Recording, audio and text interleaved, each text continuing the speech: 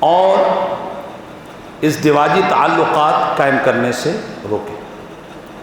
یہ شروع ہے، صبح صادق سے لے کر کے یہ ہم نے 3 کاموں کو چھوڑنا ہے، عقل یعنی کھانے کو، شرب پینے کو، جماع، اور جو جائز تعلقات ہیں، میاں بیوی کے حقوق ہیں، اس سے ہم نے آپ کو روکنا ہے۔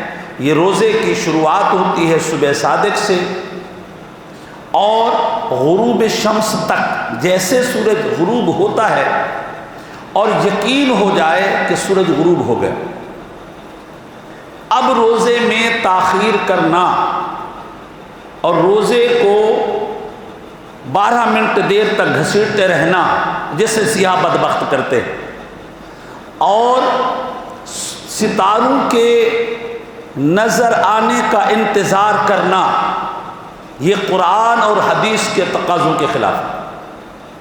قرآن کہتا ہے ثم اتم الصیام الی اللیل، جب رات کا آغاز ہو، رات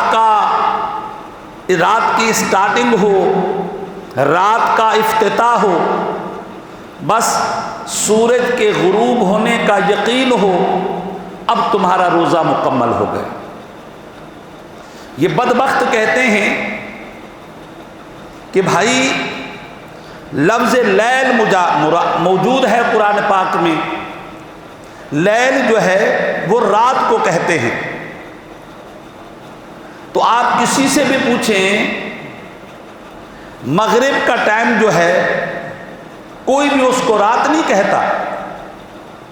تو ہم نے کہا سیاہ بختو بدبختو، تمہیں یہ کس نے کہا ہے کہ روزے کا اختتام جو ہے اور روزے کی انتہا جو ہے وہ جب لوگ اس کو رات کہیں اس وقت اس کا ابتدا ہوتا ہے یا شروعات ہوتی ہے، یہ کہاں لکھا ہوا ہے؟ قرآن مجید فرقان حمید میں لفظ لیل موجود ہے۔ لفظ لیل سے مراد کیا ہے؟ رات کا پہلا حصہ، رات کا ابتدائی حصہ، رات کی شروعات۔ آپ کسی سے بھی پوچھیں اللہ کے بندے رات کی شروعات کب ہوتی ہے، رات کا افتتاح کب ہوتا ہے، رات کا آغاز کب ہوتا ہے، تو بے وقوف سے بے وقوف آدمی بھی کہے گا جب سورج غروب ہو جائے تو رات کا آغاز ہو جاتا ہے، رات کا شروعات ہو جاتا ہے۔ اور قرآن پاک میں یہی ہے، فرمایا صبح صادق سے لے کر کے رات کے شروع ہونے تک، رات کے آغاز تک جو ہے تم نے روزہ پورا کرنا ہے۔ صاحب جب مغرب کا یعنی سورج کا غروب ہونا یقینی ہو جائے نا، تو پھر وہ رات کا آغاز ہو چکا ہے، رات کی شروعات ہو چکی ہے، اب روزے کے افطار کرنے کا ٹائم بھی ہو چکا ہے۔ اب جی حدیث پاک میں صحیح حدیث پاک میں حضور نے فرمایا کہ انتظار نجوم مت کرنا، انتظار نجوم مت کرنا کہ اب کتنے ستارے نظر آ گئے ہیں تو ہم روزہ افطار کریں گے۔ آئیے میں آپ کو ایک حدیث پاک سناتا ہوں، اور اس سے پتہ چلتا ہے کہ یہ جو سیاہ بدبخت ٹولہ جو ہے یہ ان کو پتہ ہی نہیں ہے کہ حضور صلی اللہ علیہ وسلم کے ارشادات جو ہیں وہ کیا ہیں۔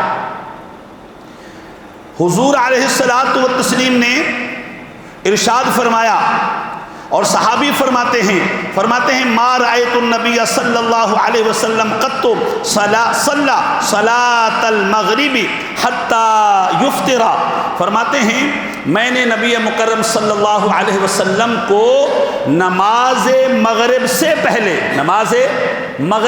پہلے حضور علیہ الصلوۃ والتسلیم کو میں نے ہمیشہ روزہ افطار کرتے ہوئے دیکھا، ولو فرماتے ہیں حضور علیہ الصلوۃ والتسلیم ولو علی شربۃ من ماء، اگرچہ ایک گھونٹ بھی ہوتا حضور حلق میں اتار دیتے، کب؟ جب سورج کا غروب ہونا یقینی ہو جائے۔ ایک سیاہ بدبخت جو ہے وہ ایک اور بات بھی کہہ رہا تھا، یہ رافضی جو ہے نا وہ کہہ رہا تھا کہ سائنسدان اور یہ ستاروں کی دنیا والے کہتے ہیں کہ مغرب جب سورج ہماری آنکھوں سے اوجھل ہو جاتا ہے تو یہ 10-12 منٹ جو ہے وہ پیچھے کہیں چھپا ہوا ہوتا ہے، وہ 10-12 منٹ جو ہے وہ کہیں ہوتا ہے، 10-12 منٹ کے بعد جو ہے وہ کیا ہوتا ہے؟ غروب ہوتا ہے۔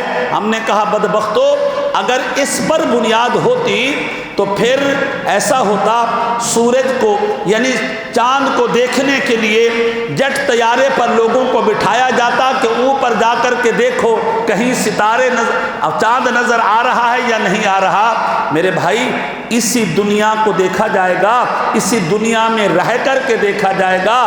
اس دنیا میں ہم جب دیکھتے ہیں کہ سورج ہماری آنکھوں سے اوجھل ہو گیا اور اس کا غروب ہونا یقینی ہو گیا، تو اب روزہ افطار کرنا بھی ضروری ہو گیا۔